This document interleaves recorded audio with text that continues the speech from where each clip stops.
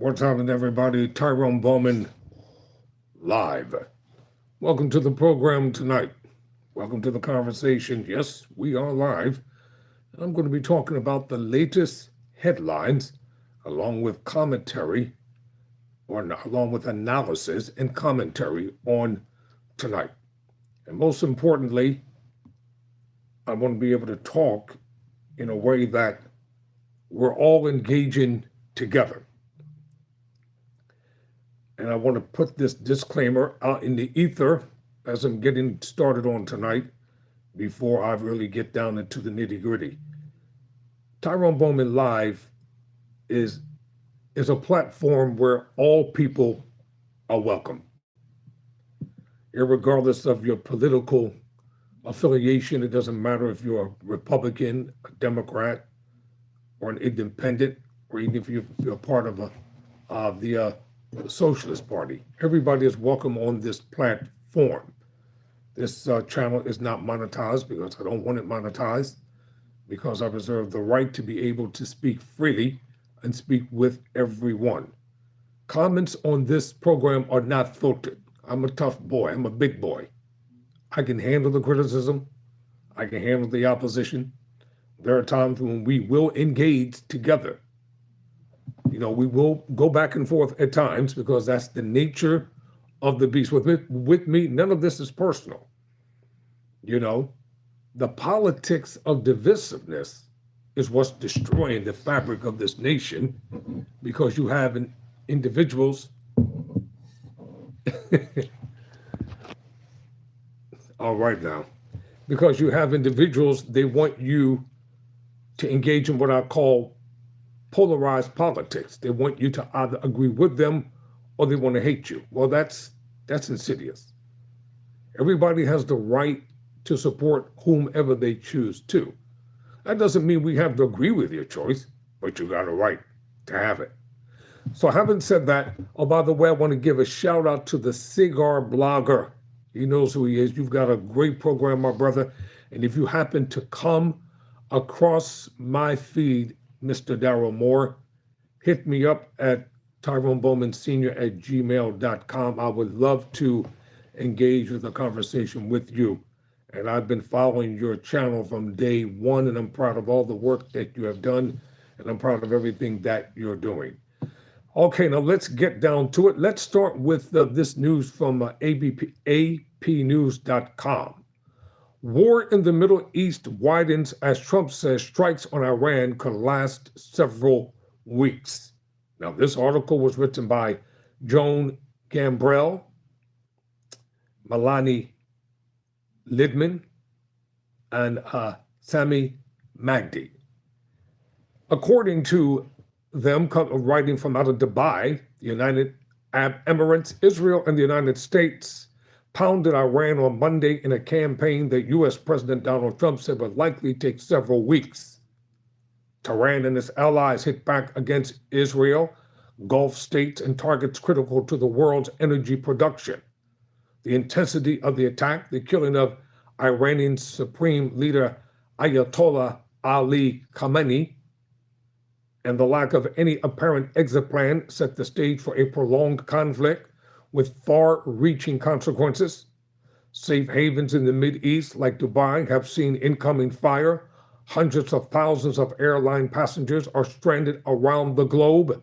Oil prices shot up, and U.S. allies pledged to help stop Iranian missiles and drones. See, this is the problem. It's going to affect everything that's going on in people's lives. Gas prices are going to soar, ladies and gentlemen. And remember, they criticized Joe Biden very heavily because of high gas prices, and they blamed everything on Kamala Harris, and she wasn't even the president. If that's the case, we can blame everything on J.D. Vance if he decides to run. Make the referendum about him and just tie him to all the Trump policies. Democrats, you got to learn how to leverage what you have. I'm not a Democrat, but I got enough to know that if you did it to Kamala Harris, you can do the same thing to J.D. Vance. Tie him into all these policies and make it look like he was the one that made all the decisions the same way they did with former Vice President Kamala Harris. Every chance you get, you pound on him. Every chance you get, you tie him to all the failed policies. Do the same thing to your enemies that your enemies have done to you, then your enemies won't be afraid of you. They'll learn to respect you. Now, this is a side note. That's the reason why a lot of people can't get further in life than what they are, because you want your enemies to love you. And you're trying to love your enemies. Your enemies don't care anything about you. They're your enemies. They're not there to make you feel good. When you play mind games with people, your enemy wants to destroy you mentally. Now let's get back to this article. So with no sign of a conflict abating anytime soon, Trump said operations are likely to last 4 to 5 weeks, but that he was prepared to go far longer than that. This is going to be a long, protracted war. Mothers, listen to me tonight. Many of your sons and daughters are going to come back in body bags. Casualties have already happened, and there are going to be many more fatalities and casualties that's going to happen. And I do not believe, I don't care how much MAGA tries to say it, you did not sign up for a war to happen so that Americans could be killed, so that billionaires could stay richer. Trump said U.S. forces were determined to destroy Iran's missile capabilities, wipe out its navy, prevent it from obtaining a nuclear weapon, and ensure that it cannot continue to support allied groups like Lebanon's Hezbollah, which fired missiles at Israel, drawing retaliatory strikes. This was our latest best chance to strike. What we're doing right now and eliminate the intolerable threats posed by this sick and sinister regime, Trump said. I'm quite sure the president was reading from a prepared statement prepared by some of his staff. Danny Danon, the Israeli ambassador to the UN, said the conflict would continue as long as it takes. An Israeli military spokesperson, Brigadier General Effie Defren, said Israel is keeping all options on the table, including a potential ground invasion of Lebanon. Well, this is World War III. This is exactly what this is. This is World War III. The chaos of the conflict became apparent when the U.S. military said Kuwait had mistakenly shot down 3 American F-15E Strike Eagles while Iran was attacking with aircraft ballistic missiles and drones. U.S. Central Command said all 6 pilots ejected safely and are in stable condition. As several airstrikes hit Iran's capital, Tehran, the top security official, Ali Larijavani, vowed on X, quote, "We will not negotiate with the United States," end quote. The death toll grew on all sides. The Iranian Red Crescent Society said that the U.S.-Israeli operation has killed at least 555 people. In Israel, where several locations were hit by Iranian missiles, 11 people were killed. Israel's retaliatory strikes against Hezbollah killed dozens of people in Lebanon. The U.S. military announced that 2 previously unaccounted for service members have been confirmed dead, bringing the total to 6, while 3 people were reported killed in the United Arab Emirates and 1 each in Kuwait and Bahrain. Iran's diplomat on Monday shared an aerial photo showing rows of graves that he said were for more than 160 girls killed during the U.S.-Israeli strike on an elementary school in Manab. Their bodies were torn to shreds, and this is during the month of Ramadan. You do know that this is the holy month of Ramadan for the Muslim nation, the Muslim world. Their bodies were torn to shreds.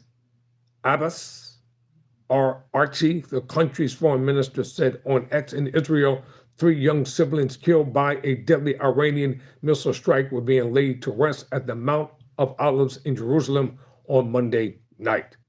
Yaakov, 16, Abigail, 15, Sarah Benton, 13, were among the 9 killed Sunday when a missile slammed into a shelter located in a synagogue in Beirut, Shemesh. Okay, according to Axios, the Iran conflict escalates, 6 U.S. service members killed as death toll continues to climb. 6 U.S. service members have been killed in action following the massive U.S.-Israeli military operation launched in Iran Saturday that sparked swift retaliation. President Donald Trump has warned more will likely die before the operation ends. Monday afternoon, U.S. Central Command confirmed that U.S. forces recovered the remains of 2 service members from a facility struck during Iran's initial attacks in the region. The deaths were previously unaccounted for. As the president warned, an effort of this scope will include casualties. Defense Secretary Pete Hegseth said during a Monday briefing, "War is hell and always will be." The deaths of 3 U.S. service members were confirmed on this past Sunday. And what I'm doing, I'm going from article to article. According to Politico, a judge restores lawmakers' unfettered access to ICE detention facilities. Kyle Cheney wrote this article. The Department of Homeland Security may not bar members of Congress from making unannounced visits to ICE detention facilities. A federal judge ruled Monday blocking a policy imposed in January by Secretary Kristi Noem requiring a week's notice before lawmakers could gain access. Well, the question is, why would lawmakers need a week's notice before they could enter the facilities? I'll tell you the reason why. It's simple. Because they want to be able to make it look like everything is on the level. If you've never been to prison, you don't know what prison is like. It's one thing to watch the carefully edited clips on television from so-called prison shows, but it's another to have family members or yourself to have walked through those hollowed doors of fear, worry, disparity, and hopelessness. U.S. District Judge Jaya Cobb ruled that Noem's policy was crafted with funds that Congress specifically said could not be used to impede lawmakers' visits to detention facilities, even if these visits are unannounced in advance, and she rejected DHS's claim that it had relied on alternative funding resources to craft and implement the policy, naming the One Big Beautiful Bill Act, which directed unprecedented sums toward DHS operations. The court agrees that these funds are indeed staggering, Cobb wrote in the 44-page ruling, but the power of the purse rests with Congress, and even a deep-pocketed agency must comply with Congress's restrictions on the permissible uses of appropriated funds. In everyday life, misappropriation of funds from any corporation, be it profit or nonprofit, individuals pay a stiff penalty for that. The Trump administration quietly appealed the ruling.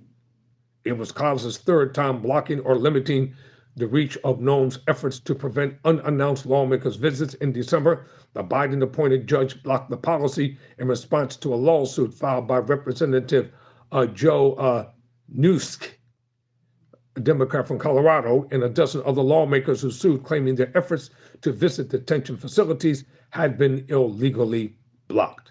But in January, when members of Congress attempted to access an ICE facility in Minnesota, in the wake of the fatal shooting of Renee Good, one of them even wielding a paper copy of Cobb's opinion. ICE blocked them again. Noem had issued a new version of the policy, claiming to fund it with the unrestricted funds, blah, blah, yada, yada. Last month, Cobb again sided with the lawmakers, granting an emergency ruling that allowed Newsk and a dozen other plaintiffs to regain unfettered access to ICE facilities.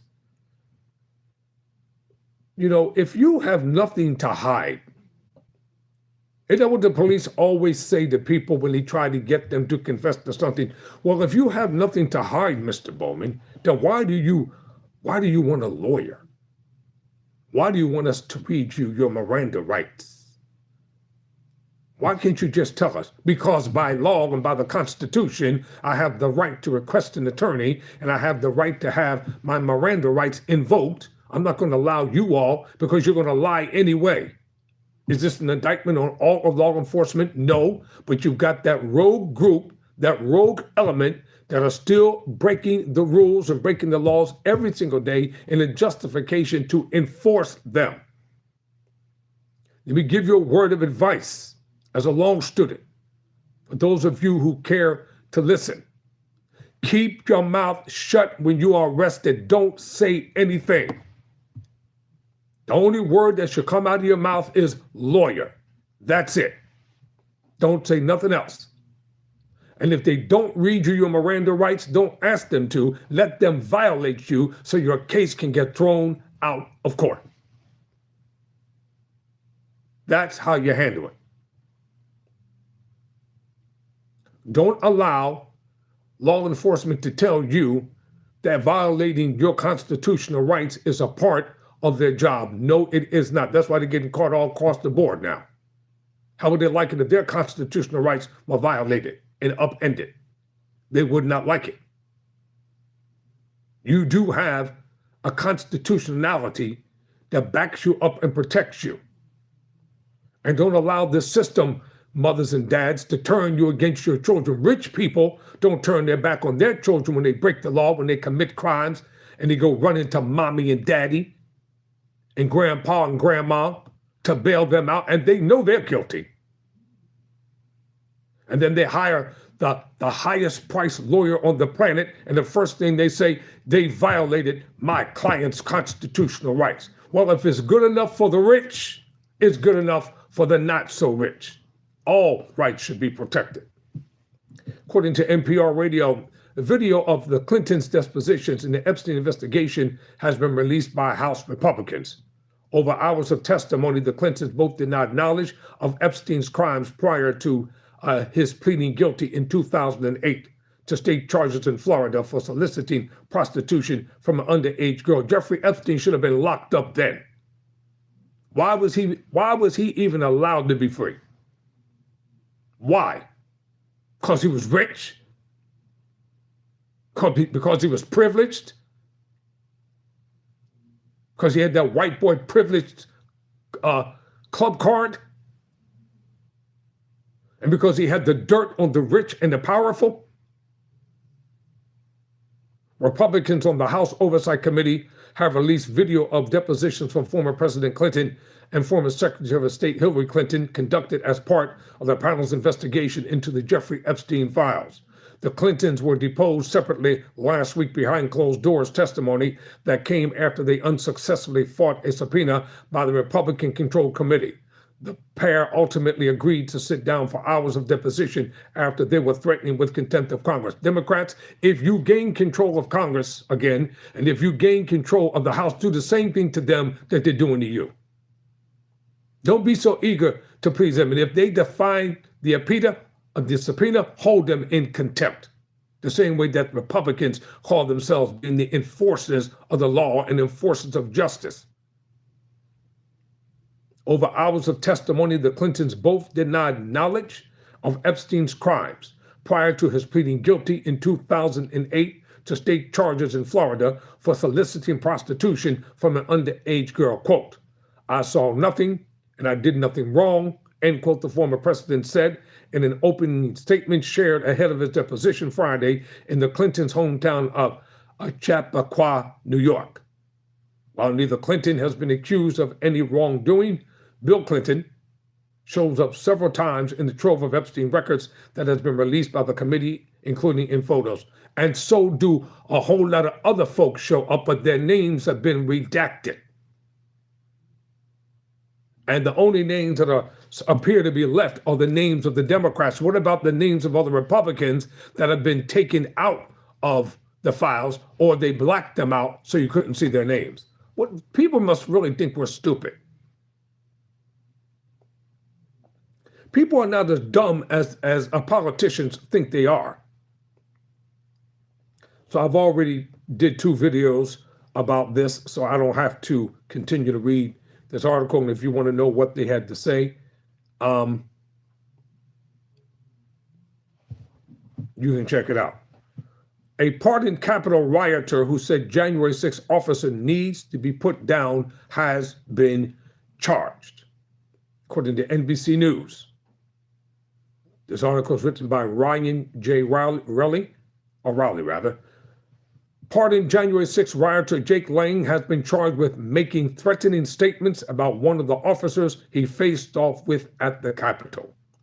Lang was seen on camera at a 5-year January 6th anniversary event this year, telling Metropolitan Police Department Commander Jason Bagshaw he should be put down like a dead dog and hung in front of the Capitol.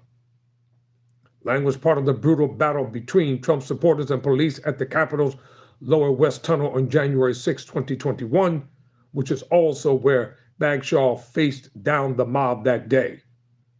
Lang now faces a misdemeanor charge in D.C. Superior Court, where prosecutors alleged his statements against Bagshaw constitute threats. Well, guess what? He'll get a pardon real quick. I say he'll get a pardon real quick because he's considered to be a patriot. Now look at this photo here. Oh, I can't get it up. I want to ask you a question before I leave this video. You should run for office. You have the leadership traits for it. I don't know about that. I'm not cut out to be a politician because I would shoot straight from the hip. I'll tell them straight up, I'm not reading any damn prepared statements or speeches. I'll open my mouth and I'll speak freely and I'll tell you what I think. I would not be controlled and I would not be bossed if I were a politician. And I would tell them, I don't want to hear nothing out of your mouths when you allow Republicans to say and do whatever they want to do in this country, and you're not going to tell me what I can and cannot say. And if I were a politician, I wouldn't waste time trying to win over people who don't care or like me. I would spend my time down in the trolls with the people that will put me in office. That's what I'd be doing. Don't care about those who don't like you. Too many people go through life worrying, crying, having sleepless nights over people who don't care about them. Who gives a damn if people don't like you or care about you? Who cares? People come on here on my program all the time talking smack and crap. I could care less. It doesn't bother me because I know how to respond. All right, let me see if I have any more news here.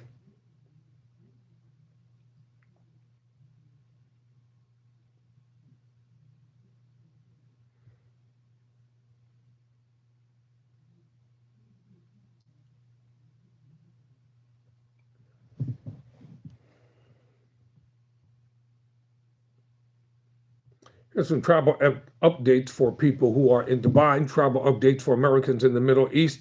Amid disruptions from strikes by Iran, travel across the Middle East remains disrupted as Iranian strikes across the region have triggered airport shutdowns, airspace closures, and widespread flight suspensions. While the situation remains fluid after multiple countries across the Middle East and Mediterranean were hit with drones and missiles, major travel hubs in the United Arab Emirates, Israel, Qatar, and other countries are experiencing significant operational disruptions that are impacting travelers. Parts of Dubai, Abu Dhabi, two of the region's busiest travel centers, entered what officials described as an essential lockdown with periods of restricted movement over the weekend as projectile interceptions and falling debris created hazards and damage near civil areas. All right, I want to go over to some other part of the country here and find out what's going on. All right, a third man is coming forward who has linked Andrew with Jeffrey Epstein, according to BBC News. This is the scandal that will not go away. No matter how much war is going on, Jeffrey Epstein scandal is not going to go away. So the diversionary tactics that people think is going to work and have people forget about the upcoming midterm elections, it's not going to work. It's too late. People are going to remember.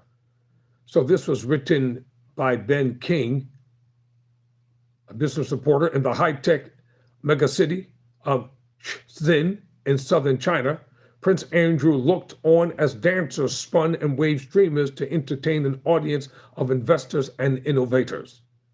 It was spring 2019, a gala dinner for the Chinese arm of his startup competition, Pitch at Palace, which turned out to be the last. Within a year, The then prince would step back from royal life after a disastrous interview about his links with the convicted American sex offender Jeffrey Epstein. There was a third man in this drama, little known to almost everyone who was at the event. Glimpsed in a brief shot in the original highlights video, David Stern. So there's a warning. This article contains language and details that may offend some readers and listeners as well, but I will do my best to be tactful when I read them. For nearly a decade, Stern had acted as a key conduit between the two, making connections for them both in the country he knew well, seen as a land of opportunity and potential riches, China. The publication of millions of papers of documents relating to Epstein by the U.S. Department of Justice this year casts new light on this enigmatic German businessman. Wow. It suggested that it was Epstein who first brought Stern into the orbit of Andrew Mountbatten, Windsor, and Sarah Ferguson, and revealed how deeply connected Stern was with both York's and the convicted American sex offender Epstein. They apparently show how he made introductions, passed on documents, pitched deals, helped to sort out Ferguson's debts, and made numerous derogatory remarks about women. Quote, "I stay in the background, hidden, just make the arrangements," he apparently wrote to Epstein in 2011 in one of those emails, and 8 years later, that's how he still worked. Stern has been approached for comment. He has not responded. His name appears in more than 7,000 of the DOJ's recently released files from 2018 to 2008 to 2018. Let's get it right.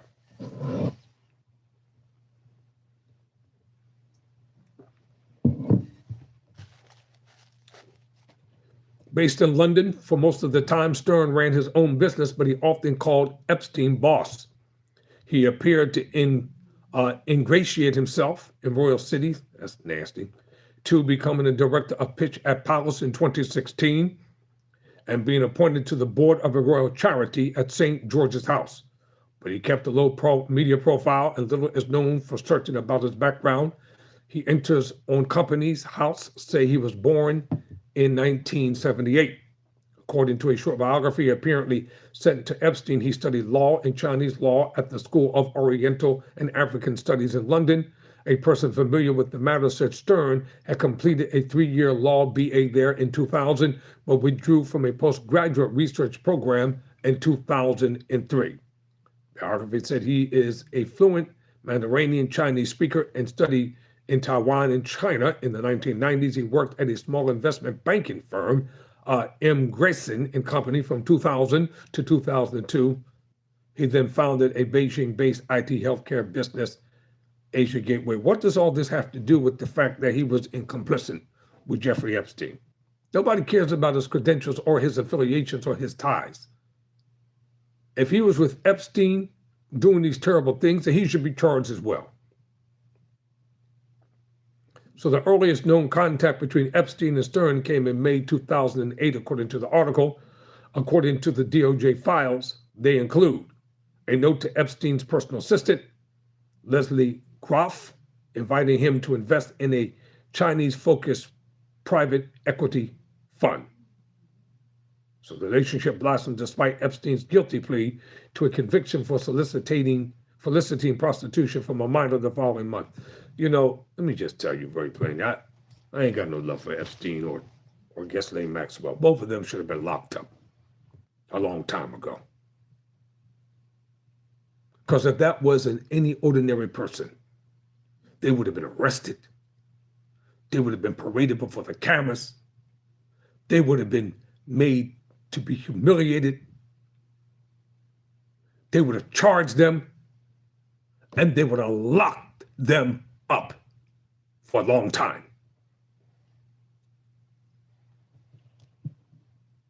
And he got away with that and a whole lot more. And my question is this: why was he even arrested to begin with? That's the big question. And all of a sudden he, quote unquote, ended up dead. Did they have a funeral for him? Did they have any autopsy results? Did they do it with all the celebrities? They had autopsy results? Were there any autopsy results to confirm the death of Jeffrey Epstein? Did they have a memorial? Or was his body cremated? Think about it. All right, I'm going to end this segment. Oh, well, second thought. Let me show you her, this lady right here. Her name is Misty Clayton Roberts Bugard. Let me put her up on the screen. Wait until I tell you about her, and I'm going to end with her story. Yeah, the quintessential, all-American looking woman. She has been charged. Former Louisiana mayor has been accused of raping a teen at a party, and her 2 kids testified at trial. Former DeRider Louisiana Mayor Misty Roberts' son claimed he saw his mother having sex with his minor friend during a 2025 interview, which was played in court on February 27. Roberts, 43, has been accused of having sex with a teen at a party in 2024, while she was the mayor of DeRider, according to KPLC TV. Her trial began last week and included several witnesses opening up about her alleged crime. The defense and prosecution questioned 2 forensic interviewers on February 27, who previously interviewed children connected to the case. One of the forensic interviewers spoke to the alleged victim in July and August 2024, while the other one spoke to Roberts' children in March 2025. On February 26, prosecutors said that the alleged victim's mother texted Roberts to ask if she was not pregnant. However, she responded that she was on birth control. Prosecutors also said that Roberts shared a screenshot of the text in a group chat, suggesting to her friends that she would also take Plan B. Another witness that testified during the trial was a DoorDash driver who he said he was taking with delivering an emergency contraceptive to Roberts' home. The DoorDash driver testified they accepted a request from Misty C to buy Plan B, which he left at Roberts' front door. He added that he knew Roberts lived at the home because he had brought his kids trick-or-treating there in the past. The driver said she heard rumors that Roberts had sex with a minor a few days earlier, which led him to believe he delivered the contraceptive in response to the incident. Weren't these things supposed to be outlawed by Republicans around the country? So how did this mayor get a hold of this stuff? Plan B contraceptive. Isn't that abortion? And isn't abortion supposed to be illegal throughout the land? So how did she get a hold of it? Jurors were also shown photos from the 2024 party where the incident took place, allegedly in it. One photo showed kids holding drinks by the pool, and the second photograph was described by prosecutors as lewd and showed Roberts at the party in a bikini as the teen victim smiled at her. Both of Roberts' children also took the stand, and prosecutors asked her son to review a video of his 2025 interview with the Child Advocacy Center. He claimed in the video that he saw his mother having sex with his friend through a crack in a window. Roberts also shared messages prosecutors also shared messages between Roberts and her son, which included them discussing what alcohol the kids wanted for the party. More text messages exchanged during the party showed the son telling Roberts that the minor she allegedly had sex with was just 17 years old, according to the outlet. However, the victim of this case was confirmed to be 16 years old at the time of the incident. When Roberts' daughter took the stand, she watched back footage of her interview in which she said she saw her mother and the young man on top of each other. The defense spoke to Roberts' nephew, who said he used his phone to try to see what was happening between Roberts and the victim. However, he admitted he wasn't sure if the footage was recorded and said he has since cleared his Snapchat history. He went on to tell the defense that he wiped his Snapchat because he had photos of him and his friends drinking on the app.